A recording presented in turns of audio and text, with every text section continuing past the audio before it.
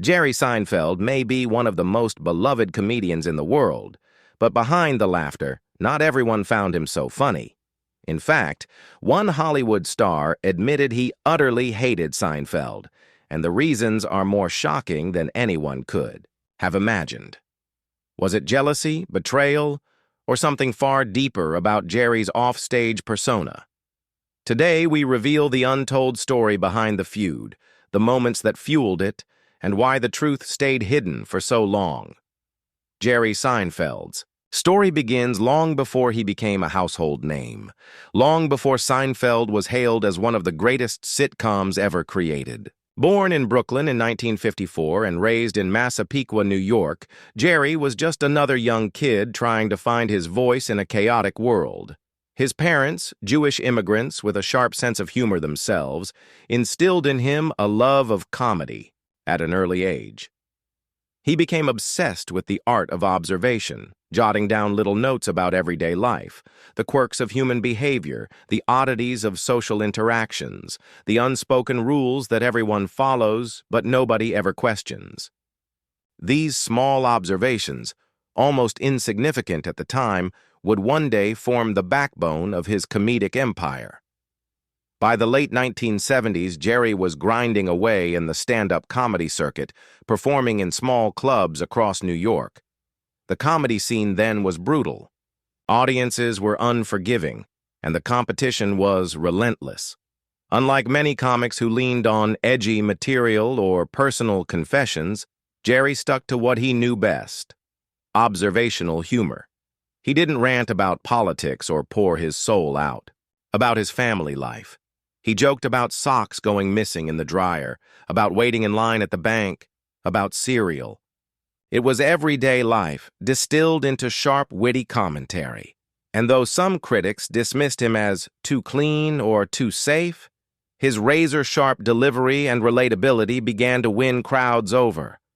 By the early 1980s, Jerry was becoming a familiar name on late-night television, making appearances on The Tonight Show starring Johnny Carson and Late Night with David Letterman.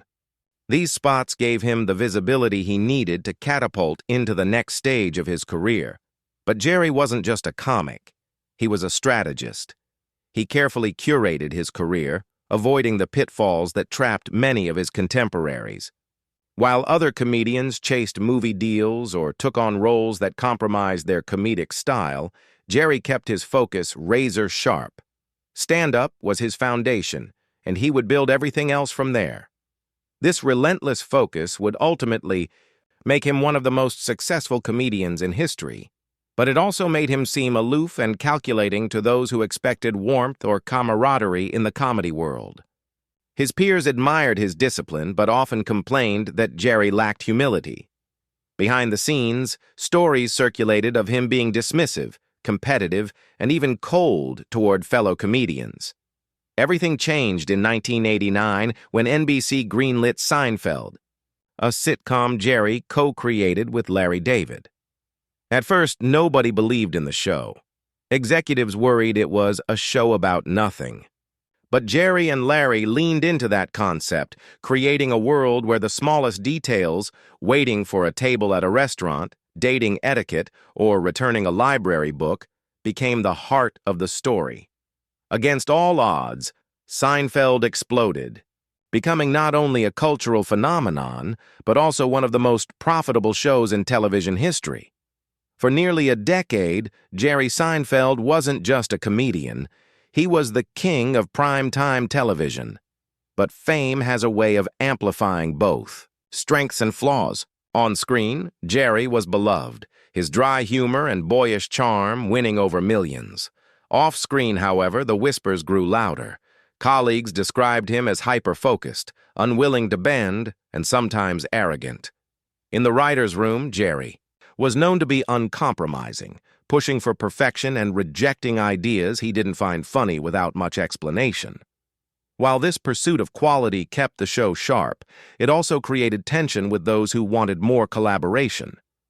Even fellow cast members admitted that Jerry, while friendly, often kept his distance. He wasn't the type to join late-night hangouts or share vulnerabilities. He lived by a code of discipline, one that made him a legend but also created enemies, and it's here, at the height of his fame, that the seeds of hatred began to grow. While Jerry basked in global adoration, not everyone around him felt the same. Some comedians resented his clean style, claiming he played it safe while others took real risks. Others bristled at his cool detachment, interpreting it as arrogance. And then there was the rival in question, the one who would later admit to utterly hating Jerry Seinfeld. For this individual, it wasn't just professional jealousy, it was personal. They saw Jerry not as the affable everyman adored by millions, but as a cold, calculating figure who only looked out for himself. For Jerry, none of this mattered. Or at least, he never let it show. He was busy becoming one of the wealthiest entertainers of his generation, amassing hundreds of millions from syndication deals and live tours. But for those who clashed with him, the bitterness lingered. And one day that bitterness would come spilling out in a way that shocked fans of Seinfeld across the globe. Every Hollywood feud begins with a moment, sometimes small, sometimes explosive, that sets two personalities on a collision course. For Jerry Seinfeld, the man who seemed untouchable at the height of his fame, that moment came with a fellow comedian who refused to play along with his brand of humor. This wasn't just another critic rolling their eyes at a show about nothing. This was a peer who felt personally slighted, and over time, the animosity grew into something much darker. The rival in question? None other than insert rival's name here depending on direction, could be an actual comedian who publicly criticized him or kept as a mystery reveal until Chapter 3 for suspense. Their paths crossed in the comedy circuit long before Jerry was a household name. At first, there was mutual respect. Both were hustling through the brutal stand-up grind, performing in dingy clubs for small crowds and fighting for every laugh. But Jerry's success, when it came, was meteoric. He went from struggling comic to national sensation in just a few short years, and for those still clawing their way up, it felt like an insult. The tension escalated backstage at late-night shows and industry events. Jerry had a reputation for being hyper-competitive, often brushing off peers with a smile that some interpreted as smugness. To this rival, Jerry's attitude crossed the line into outright arrogance. They later claimed that Jerry dismissed their work, mocked their style, and refused to acknowledge them as equals. One particularly infamous exchange reportedly involved Jerry making a biting comment about their act, leaving them humiliated in front of other comics. Whether Jerry meant it as a joke or a genuine put-down didn't matter. The damage was done. Seinfeld rose to dominate television. The resentment deepened. For Jerry, it was business as usual. Write, perform, perfect, repeat. But for his rival, every success Jerry enjoyed was a bitter reminder of what they saw as undeserved glory. They began to openly criticize Jerry in interviews, suggesting that his comedy lacked depth, that it was too safe, too sanitized. To them, Jerry represented the commercialization of comedy, a man who cashed in on mediocrity while more daring. Voices were ignored.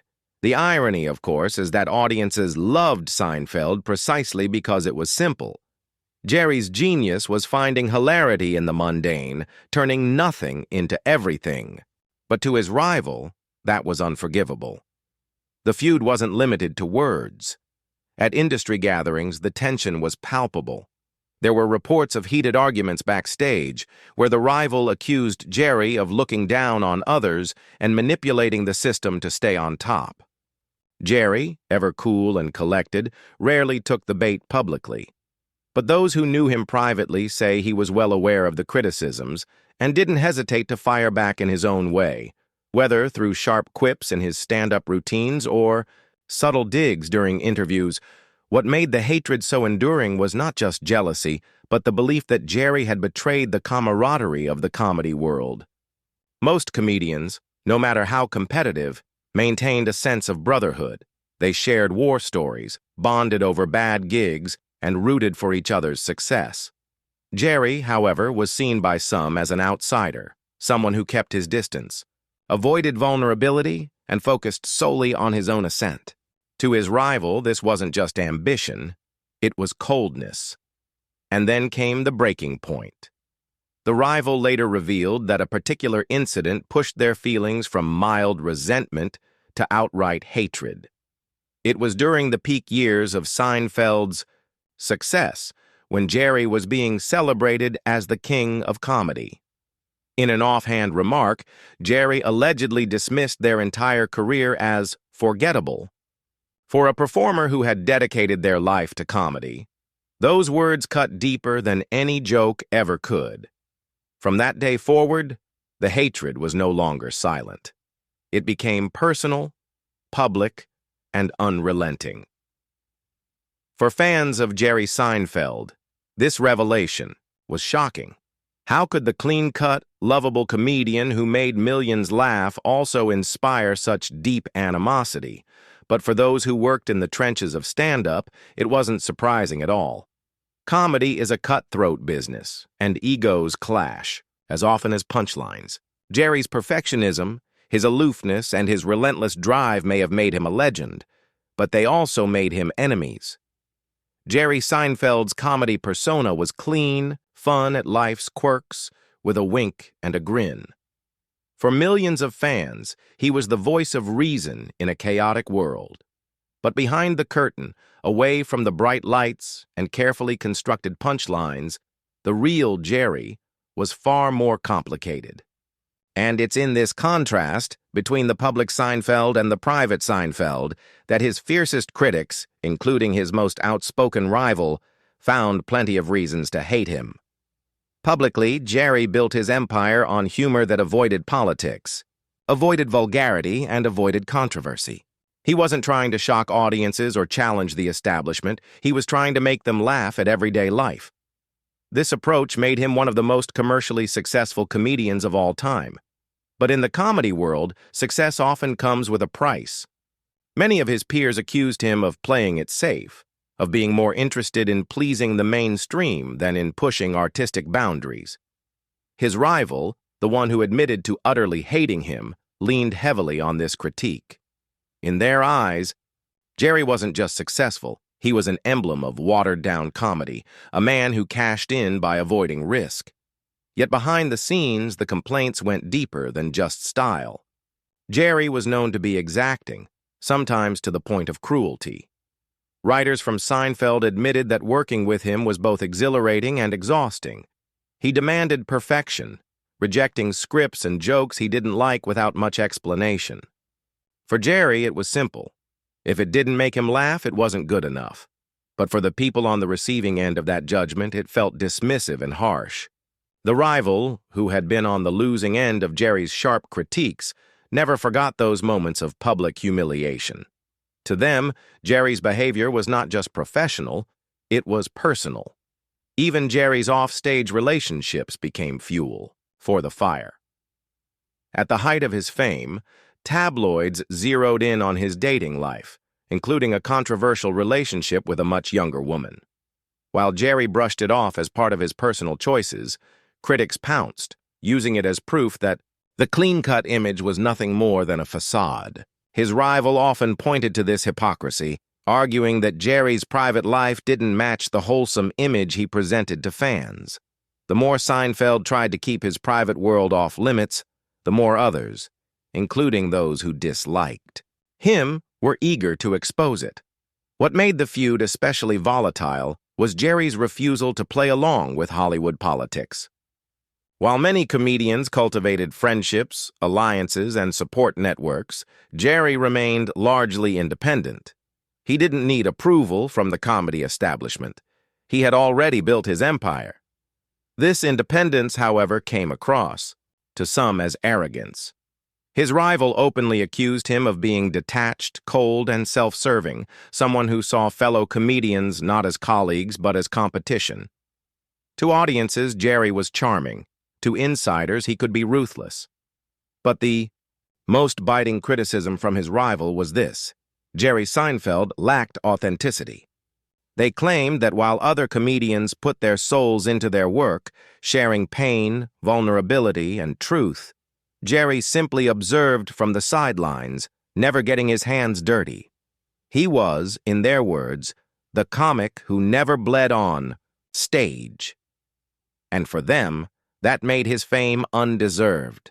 This bitterness only grew stronger as Jerry's wealth ballooned to hundreds of millions from syndication deals, stand-up tours, and streaming projects. While Jerry became one of the richest comedians alive, his rivals struggled in comparison, feeding a narrative of unfairness and betrayal. The irony, of course, is that Jerry himself never publicly attacked his critics. He rarely engaged with feuds, and instead let his success speak for itself. But to those who despised him, his silence felt like mockery, as if he were saying, "I don't even need to acknowledge you." And that, more than any insult, fueled the hatred. By the time the rival finally spoke out publicly, years of resentment had hardened into something unshakable. They didn't just dislike Jerry Seinfeld, they outright hated him. To them, he wasn't a genius, but a fraud. He wasn't a pioneer, but a businessman. And in their eyes, Jerry had built his empire not on comedy's true spirit, but on calculated detachment. Whether or not fans agreed, the revelation added a shadow to Jerry's carefully polished legacy. When looking back at the decades-long shadow cast by the disdain for Jerry Seinfeld, it's clear that this was more than just a personal dislike. It became symbolic of a broader debate within the entertainment industry. Jerry Seinfeld, despite his immense success and the cultural footprint of Seinfeld, always carried with him a reputation that divided audiences and fellow entertainers. On one hand, he was celebrated as a comedic genius, a pioneer of observational humor who could find laughter in the ordinary. On the other, detractors labeled him as arrogant, emotionally detached, and even ruthless in his pursuit of success. For the man who utterly hated him, this conflict wasn't rooted only in comedy. It was about values, about what comedy should stand for, and about the person Jerry chose to become off stage. The truth is, feuds in Hollywood often outlive the people who start them. Once someone goes on record with such a sharp dislike, it becomes part of their legacy. Fans dig into old interviews, critics speculate, and suddenly the dislike becomes legend. With Jerry Seinfeld, the criticisms cut deep. Stories emerged about how he was dismissive toward younger comics, unwilling to mentor anyone unless it directly benefited him, and quick to sever ties if he felt someone wasn't useful to his career. This cold, businesslike attitude left scars, and for someone already skeptical of Jerry's character, it became proof of everything they despised. The hatred wasn't irrational. It was built on years of watching Seinfeld prioritize himself above the community. Yet the irony lies in the fact that Jerry himself never truly seemed bothered by the dislike. He thrived in a space where controversy fed curiosity. He rarely addressed feuds directly, and when he did, he often dismissed them with a smirk or a quip, as though the criticism didn't deserve the dignity of a serious answer. For fans of the man who hated him, this was yet another reason to loathe Jerry. His refusal to acknowledge the seriousness of the criticism. To him, it was all just noise, but for others, it was personal, emotional, and unforgettable. What's remarkable, however, is how this story continues to spark conversations about the nature of fame. Jerry Seinfeld's career became a mirror through which other entertainers judged their own values. Was success worth sacrificing kindness? Was comedy about community, or was it a ruthless climb to the top? For those who despised him, Jerry represented everything wrong with modern celebrity, a man who gained everything but lost his humility along the way. Today, Jerry Seinfeld's legacy remains complicated. His contributions to comedy are undeniable. Seinfeld is studied, quoted, and adored across generations. Yet the voices of those who resented him, who openly declared their hatred, also linger. Their words add a darker layer to his reputation, forcing audiences to reconcile the brilliance of his art with the flaws of his character. In the end, the feud was never really about who was right or wrong. It was about what Jerry Seinfeld symbolized. To different people, genius to some, arrogance to others. And now that we finally know why he was so hated, the question becomes, was the hatred justified? Or was it simply the inevitable backlash faced by a man who climbed too high, too fast, and refused to look back?